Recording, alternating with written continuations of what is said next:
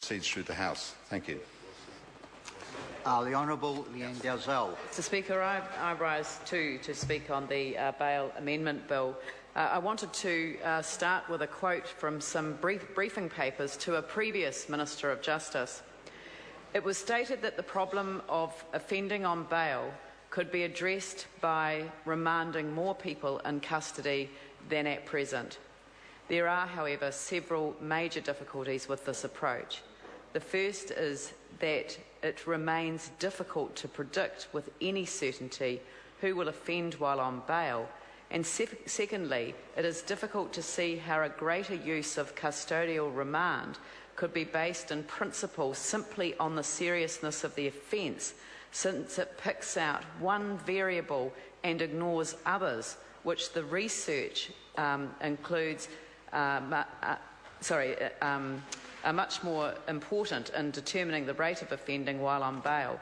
For example, only 2% of those charged with a violent offence committed a violent offence while on bail. Research indicates that a large proportion of those remanded in custody who are subsequently convicted do not receive sentences of imprisonment. That report to the Minister of Justice, well, it was reported to the then Minister of Justice, the Honourable Doug Graham, in 1991. I spoke on the Bail Miscellaneous Provisions Bill 22 years ago, and we are still debating the same issue today. And I think that it is possibly time for a consideration of bail laws on a basis that we basically get all parties together to actually consider what the evidence says, what would be effective both in terms of identifying what the drivers of crime are. I mean, I attended a ministerial meeting on the drivers of crime when the Honourable Simon Powell was the Minister of Justice, and very little has flowed from that, and yet such a good beginning was promised at that meeting when we had people presenting evidence on what were those fundamental underlying drivers of crime, and yet we continue to deal with the ambulance at the bottom of the cliff instead of building a really strong fence at the top of the cliff. I would like us to think about bail in that sense as well. Well, the member's just really defeating his own argument. The point that I'm making is that, well, why are we passing this legislation without the evidence to back it up?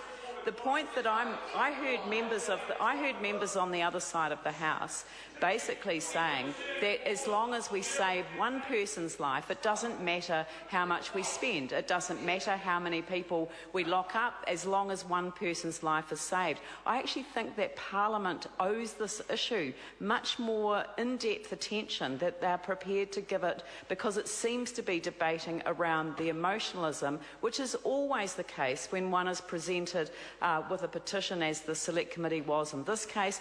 I've sat on the Justice Select Committee, the Justice and Law Reform Committee as it was back in 1991 when it considered the bail bill back then. We are always hearing from people who present a very compelling case based on the tragedy that has befallen them, and we are right to listen to their concerns, but we are not responsible unless we actually address them by doing something that is effective and actually makes a difference, so that those lives that are lost are not lost in the meaningless political debate that doesn't actually advance the cause. That is simply the point that I'm making. That being said, in 1991 we voted against the Bail Miscellaneous Provisions Bill. Today we are voting for, with reservations, the Bail Amendment Bill. I hope that the next Parliament does decide to make more progress in this area. I think it would be doing more to honour those that see themselves as families of the victims of crime than political rhetoric. Mike Sabin. Mr Speaker, I take exception to what the member resuming his seat has just said about more activity at the bottom of the cliff and not at the top, because if there's one government that's actually done something about the drivers of crime, it is this government. And yet the Labor government sat for 3 years in a position to do something about it, and 9 years, so 3 sets of 3 years, 9 years, sir, and did nothing. Did absolutely nothing. They're a very effective opposition party because they like to sit on the opposition benches and criticise the fact that we're actually doing something, the very something that they never did themselves, which is a constant irony that we see, and I think that's something that New Zealanders are completely woken up to, sir, and they actually realise that the disingenuous words are never followed by any real actions from that party.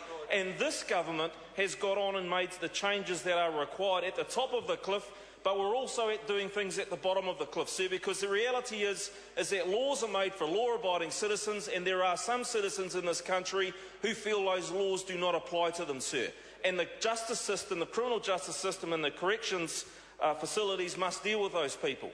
And the bail amendment bill, sir, in the second reading, there are some very, very important changes made. And as a former police officer, and certainly as a detective dealing with some of the more serious crimes, sir, the reversing the onus of proof or the burden of proof to the offender is a very, very positive move, because there are so many, sir, who will re-offend knowing full well that the likelihood of consequences